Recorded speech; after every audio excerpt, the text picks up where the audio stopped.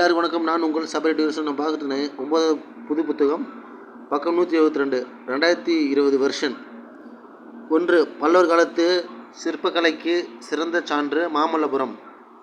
பொதுவர்கள் போலிவுற போர் அடித்திடும் நிலப்பகுதி முல்லை. மரவேர் என்பது இயல்பு புணர்ச்சி.